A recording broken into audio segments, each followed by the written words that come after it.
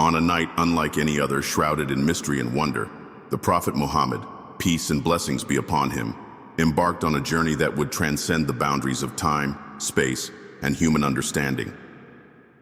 This was not merely a voyage across lands, but a divine ascent that shook the heavens and left an indelible mark on the hearts of believers. Known as Isra and Mi'raj, this miraculous event is one of the most extraordinary and spiritually profound moments in Islamic history. It unfolded at a time of personal sorrow and societal rejection, offering the Prophet not only divine reassurance, but a sacred duty that would forever shape the rhythm of Muslim life. In the stillness of the night, the Prophet was taken from the sacred mosque in Mecca to the farthest mosque in Jerusalem, and from there, beyond the skies, through the seven heavens. He met the noble prophets who came before him and ultimately stood in the presence of the Almighty. What he witnessed along the way, visions of paradise and hell, encounters with angels and messengers, the sights and sounds of celestial realms, are beyond imagination, yet deeply rooted in faith. It was during this divine ascent that the 5 daily prayers were ordained, a direct and intimate command from Allah to his messenger, and through him to all of humanity. To hear this story is to be humbled. To reflect on its details is to awaken something deep within the soul. For in this journey lies not only a testament to the power of God, but a window into the unseen realities of the afterlife, the purpose of creation, and the infinite mercy extended to those who believe. It is more than history. It is a shock to the heart, and a reminder of the unseen that surrounds us all. The night began like any other, quiet and still, with the city of Mecca wrapped in darkness. The Prophet Muhammad, peace and blessings be upon him, rested either by the sacred Kaaba or in the home of his cousin, Hani, unaware that something beyond imagination was about to unfold. Without warning, the veil between the earthly and the divine was lifted. The angel Jibril, majestic and awe-inspiring, appeared before the Prophet. What followed was no ordinary visitation. In a miraculous act, Jibril opened the Prophet's chest, washed his heart with the pure, glistening water from the well of Zamzam, and filled it with light, faith, and divine wisdom. This was not just a physical purification, but a spiritual preparation, one that would ready his soul for the journey that defied the laws of nature and time. Outside, awaiting him, stood a celestial creature unlike any other. It was called Buraq, white, radiant, and swift beyond measure. Neither horse nor donkey, but something in between, Buraq was a heavenly steed, capable of crossing vast distances in the blink of an eye. As the Prophet mounted Buraq, guided by Jibril, the journey known as Isra began. In moments, they had soared across the vast Arabian desert and arrived at Masjid al-Aqsa in Jerusalem, a city sacred to prophets and scriptures before him. This journey was no ordinary travel. It was the unraveling of dimensions, where space folded and time collapsed under divine command. Every step of the way, the Prophet was guided not just by an angel, but by destiny itself. As he approached the hallowed grounds of Al-Aqsa, he stepped into the echoes of ancient revelation, into a space where the prayers of prophets still lingered in the air. This was only the beginning, a doorway into realms unknown, an invitation into the company of the greatest messengers of God, and a prelude to a journey that would take him not only to the stars, but beyond them, into the very presence of the Almighty. Upon arriving in Jerusalem, the Prophet Muhammad, peace and blessings be upon him, was greeted not by crowds of people, but by a congregation unlike any the world had ever seen. Within the sacred walls of Masjid al-Aqsa, a divine assembly had gathered, composed not of earthly rulers or scholars, but of prophets, messengers of Allah who had walked the earth in different times and places. There stood Abraham, the father of monotheism, Moses, the liberator of his people, Jesus, the bearer of divine compassion, and many others who had delivered God's message to humanity. Each one had fulfilled a sacred mission, faced trials, and spoken to generations in their own language and context. In this extraordinary moment, it was the Prophet Muhammad who was chosen to lead them all in prayer. As he stood before them and began the prayer, it was more than just a moment of worship. It was a symbolic act that confirmed his position as the final messenger, the seal of the prophets. It was as though all the revelations that had come before now converged into one truth, united under his leadership. The prayer that echoed within the walls of Al-Aqsa that night was not just a ritual. It was a statement to the heavens and the earth that the message of Allah had reached its final form. This sacred gathering wasn't for celebration or ceremony. It was a passing of the torch, a heavenly acknowledgement of the continuity of divine guidance from Adam to Muhammad. For the Prophet, it was both an honor and a weighty confirmation of the responsibility he carried. The walls of that ancient mosque bore witness to the unity of revelation, the brotherhood of prophethood, and the emergence of a new chapter in humanity's spiritual journey, one that was about to ascend beyond the skies. With the prayer at Al-Aqsa complete, and the echoes of the sacred gathering still lingering in the air, the Prophet Muhammad, peace and blessings be upon him, was prepared for the next phase of the miraculous journey. This was the moment when Earth would give way to the skies, when the fabric of the universe would be peeled back, allowing a mortal to glimpse what no eye had seen before. Accompanied by the angel Jibril, he began the celestial ascent, the Mi'raj, a journey through the seven heavens, each one more wondrous than the last, each encounter more profound, and each moment carrying a weight that stretched the boundaries of human understanding. As they rose toward the first heaven, Jibril sought permission to enter. A voice from beyond asked, "Who is it?" And Jibril responded with his name, adding that he was with Muhammad. When the gatekeeper was told that the prophet had indeed been sent for, the doors were opened. Inside the first heaven, the Prophet Muhammad met Adam, the father of humanity. Adam welcomed him warmly, calling him a righteous son and a noble prophet. Around Adam were the souls of his descendants, those of the righteous smiling on one side and the wicked weeping on the other. It was a reminder of the great responsibility that came with free will and the consequences that would follow in the hereafter. The journey continued, and upon reaching the second heaven, again, permission was requested and granted. There, the prophet met two figures who greeted him with affection and respect: Jesus, son of Mary, and his cousin John the Baptist, also known as Yahya. Their presence exuded peace and wisdom, and their words carried the weight of divine compassion and dedication. The bond between them was clear, and their embrace of Muhammad symbolized the harmony between the messages they had all carried. In the third heaven, the prophet encountered Joseph, whose beauty was said to be unmatched, with half of all human beauty granted to him alone. Yusuf welcomed him graciously, and the sight of his radiant face was a glimpse into the perfection that could only come from divine design. It was not only physical beauty, but a reflection of inner purity and faith that shone from Yusuf's being. Upon reaching the fourth heaven, the prophet met Idris, a prophet known for his wisdom, devotion, and steadfastness in worship.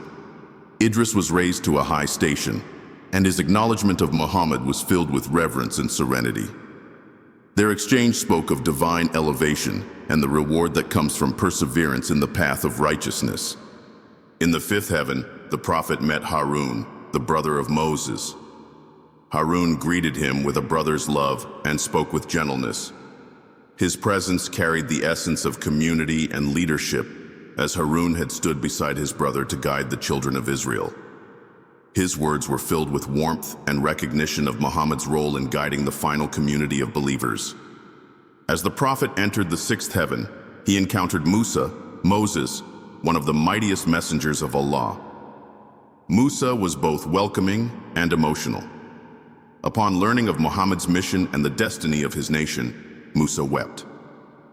When asked why, He replied that he had hoped his nation would be the largest among those admitted to paradise, but now he saw that Muhammad's community would surpass his. His tears were not born of jealousy, but of sincerity, and the immense love he held for his own people. This meeting held even greater significance as Musa would later play a role in advising the Prophet during his meeting with Allah. Finally, in the seventh heaven, the Prophet met Abraham, leaning against the celestial Kaaba, known as Bayt al-Ma'mur, a heavenly house directly above the earthly Kaaba, visited by 70,000 angels each day, never to return again. Ibrahim welcomed him as a father welcomes a beloved son, expressing joy and offering guidance. He spoke of the importance of prayer and unity, advising the Prophet to convey peace and blessings to his nation. Each level of the heavens offered more than just a meeting. It offered a connection, a reaffirmation of the divine message across ages. The Prophet's journey through the seven heavens was not only a physical ascent, but a spiritual unveiling, a passage through the corridors of divine legacy. Every prophet he encountered stood as a witness to the same eternal truth, the oneness of Allah and the sacred duty to guide humanity. In these moments, Muhammad stood not just as a man, but as the final bearer of a timeless message, bridging the heavens and the earth. Beyond the seventh heaven, where creation thins and even the light becomes sacred, stood a majestic symbol known only to those granted the highest divine favor, Sidrat al-Muntaha, the lotus tree of the utmost boundary. It was here that the realms of the created and the Creator drew a line, a point beyond which no being, not even the Archangel Jibril, could pass. The Prophet Muhammad, peace and blessings be upon him, stood at the foot of this radiant tree, its branches stretching in ways that defied the limits of space, its leaves luminous like emeralds and its fruit glowing like vessels of gold. It shimmered with colors and textures unknown to this world, a vision so overwhelming that it is said the human mind could not fully grasp its beauty or meaning.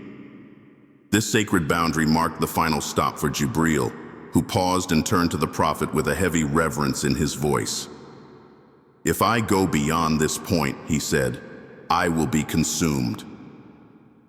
The angel who had guided prophets and delivered revelation now stood still, witnessing a moment no other creature could claim. Alone, the Prophet continued forward, wrapped in divine light, guided only by the invitation of his Lord. What lay beyond the lotus tree was a mystery wrapped in splendor. The Prophet advanced into a realm of intimacy and divine nearness, a place reserved for a singular soul chosen by Allah. It was here that the highest mysteries of existence unfolded before him, where time stood still and the eternal truths of the universe were whispered into his heart. In this supreme moment, he experienced a closeness to Allah that no other being had ever attained, a moment outside of time, immersed in pure light, awe, and divine majesty. As the Prophet Muhammad, peace and blessings be upon him, moved deeper into the realms of the unseen, he was granted visions that few could ever imagine, glimpses of the ultimate destinations that await every soul. Among the most profound and soul-shaking moments of his celestial journey were his encounters with paradise and hell, two eternal realities that stood in stark contrast, one overflowing with mercy, the other echoing with justice. In paradise, he saw unimaginable beauty. Lush gardens stretched endlessly, filled with trees whose trunks were made of gold and whose shade offered peace beyond description. Rivers flowed, not with water alone, but with milk, honey, and pure wine untainted by intoxication. He witnessed palaces made of pearl and sapphire, and the laughter of those who dwelled in bliss, a reward for their faith, patience, and righteousness. The scents of Jannah filled the air, fragrances that soothed the soul and lifted the heart. It was a place where no eye had seen, no ear had heard, and no mind had ever conceived such splendor. Everything there whispered of Allah's mercy and infinite generosity. Yet the Prophet was also shown hell, a place of darkness, agony, and consequence. He saw people punished in terrifying ways, each torment reflecting the sins they committed in life. Flames roared with ceaseless hunger. Chains rattled and cries echoed from depths that chilled the heart. It was a realm of regret, where the soul could feel the weight of its choices without reprieve. He saw those who betrayed trust, who lied, who oppressed others, all meeting their recompense. These visions were not meant to terrify for the sake of fear, but to awaken the heart, to serve as a warning and a guidepost. In witnessing both realms, the prophet carried back not just a message, but a mirror to humanity's fate. In the most sacred and exalted part of his journey, the Prophet Muhammad, peace and blessings be upon him, was brought into the divine presence, an honor no other created being had ever received. There are no human words capable of fully describing what took place in that sacred meeting. It was a moment beyond time, space, and comprehension. The details remain veiled in mystery, preserved in the folds of divine mercy. Yet its outcome would shape the spiritual rhythm of every Muslim's daily life until the end of time. It was here, in this intimate nearness to Allah, that the 5 daily prayers were revealed, an eternal gift for the Prophet's nation. Initially, Allah ordained 50 prayers each day. The Prophet accepted this with reverence, but as he descended, he was stopped by Moses, peace be upon him, who asked what had been prescribed. Upon hearing of the 50, Moses advised him to return and ask for a reduction, knowing from experience the limits of human endurance. Out of concern for his followers, the Prophet returned to Allah, and the number was gradually reduced. 40, then 30, then 20, then 10, until finally it was set at 5. Yet with Allah's infinite mercy, the reward remained as though 50 were still being offered. This exchange between the Prophet and his Lord, with Moses interceding along the way, revealed not only the spiritual magnitude of prayer, but also the compassion that weaves through divine commands. These 5 daily prayers were not burdens, but lifelines, anchors that would pull the hearts of believers back to their Creator throughout each day. Each one became a chance for remembrance, reflection, renewal, and intimacy with the divine. To this day, every prostration offered by a believer echoes the Prophet's ascent, a small taste of that celestial journey. Prayer is more than ritual. It is a conversation with Allah, a moment of surrender and elevation.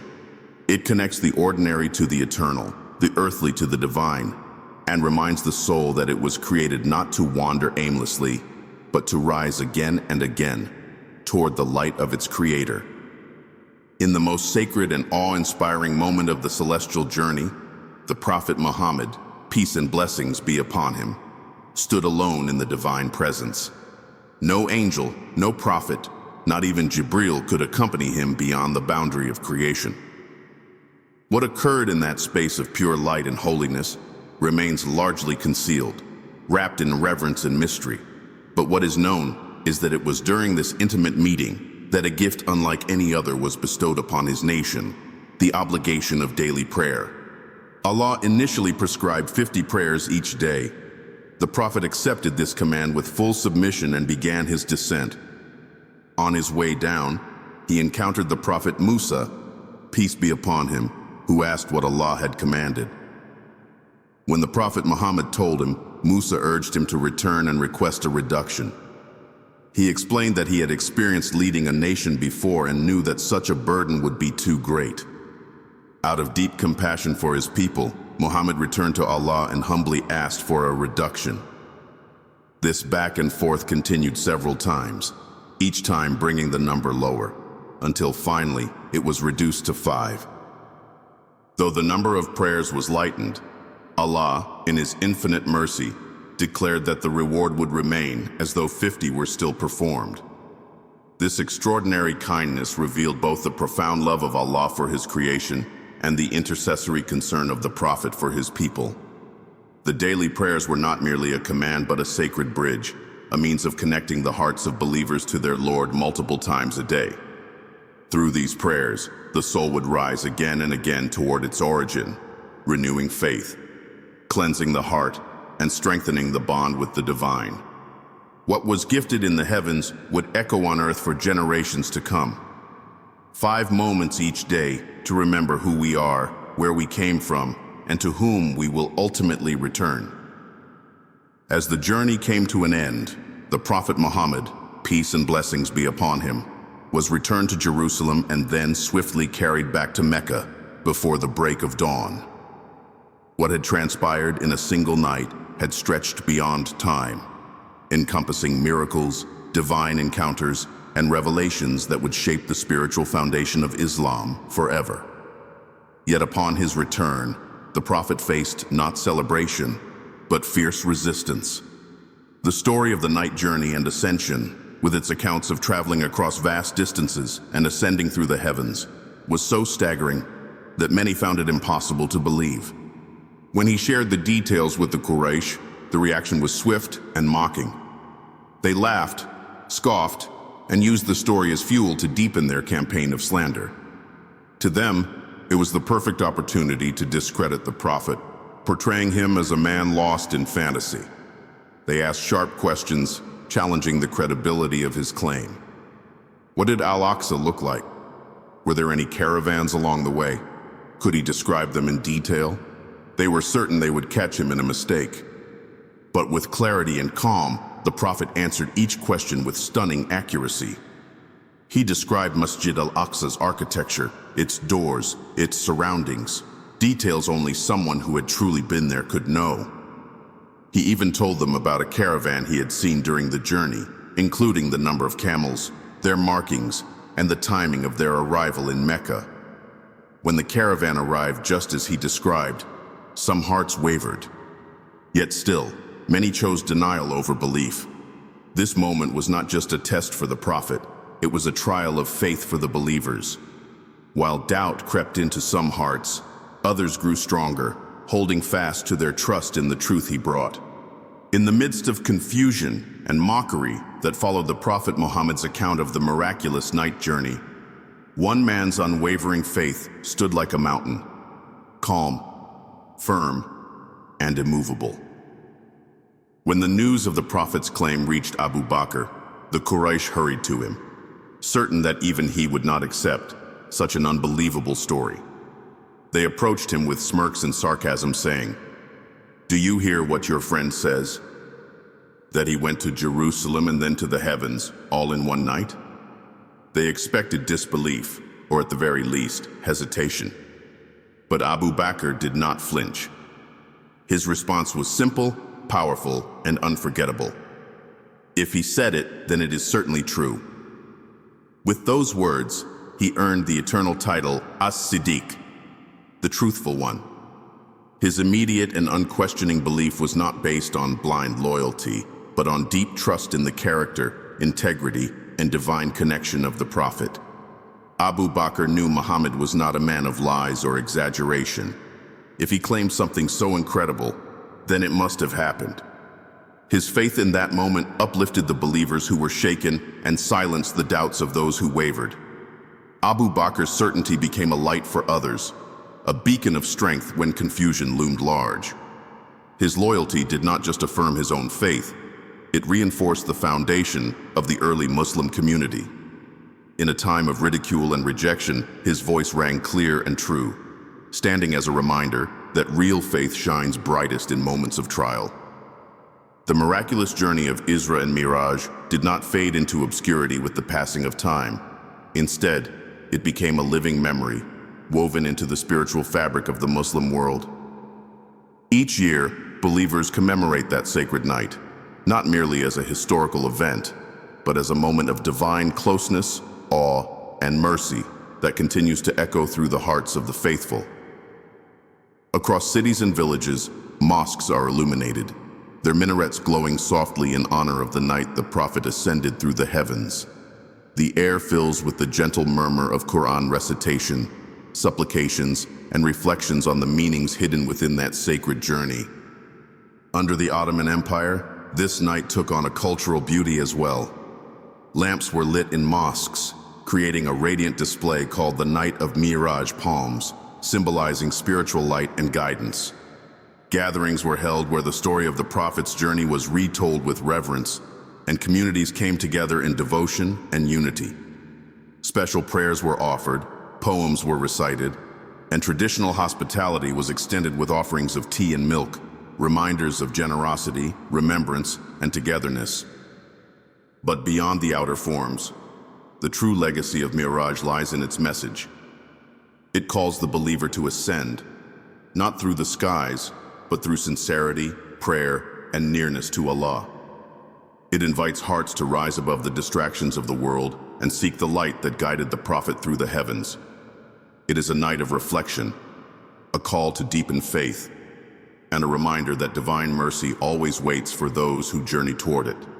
The story of Isra and Mi'raj, though embraced universally by Muslims for its spiritual depth and miraculous nature, has also inspired thoughtful reflection and diverse interpretations throughout Islamic history. While the central truth of the journey remains untouched, that the Prophet Muhammad, peace and blessings be upon him, was taken from Mecca to Jerusalem and ascended through the heavens, scholars have differed on how exactly this event unfolded. Some have viewed it as a physical journey, one in which the Prophet's body and soul were both taken through the realms of the unseen. This view emphasizes the boundless power of Allah, who can suspend natural laws and carry his servant through dimensions unknown to man. Others have suggested that the journey took place in a vision or dream, believing that such an experience granted by Allah could be just as real and meaningful. These scholars see the journey as symbolic, a spiritual ascent that conveyed divine truths through powerful imagery and revelation. Still, many scholars uphold the belief that the Prophet was fully awake, experiencing the journey both physically and spiritually, with all of its beauty, awe, and wonder. Rather than divide, these interpretations reveal the richness of Islamic thought and the deep reverence Muslims have for this event. They demonstrate that the essence of Mi'raj transcends the mechanics of how it occurred. What matters most is the light it brought into the world, the prayer it established, the faith it affirmed, and the invitation it extended to every heart seeking nearness to the divine. The journey of Isra and Mi'raj is not just a miraculous event from the past. It is a timeless message whispered across the ages. It reminds us that no matter how heavy life becomes, the heavens are never far from those who seek Allah with sincerity. In a single night, the Prophet Muhammad, peace and blessings be upon him, was shown the beauty of paradise, the warnings of hell, the company of prophets, and the embrace of the divine. Through him, we were gifted the daily prayers, a sacred thread that connects our hearts to the heavens 5 times a day. This journey teaches us that faith can elevate the soul beyond the limits of the world, that struggles can be followed by divine gifts, and that closeness to Allah is always within reach. Let this story awaken your spirit, strengthen your resolve, and guide you on your own path toward light, purpose, and eternal peace.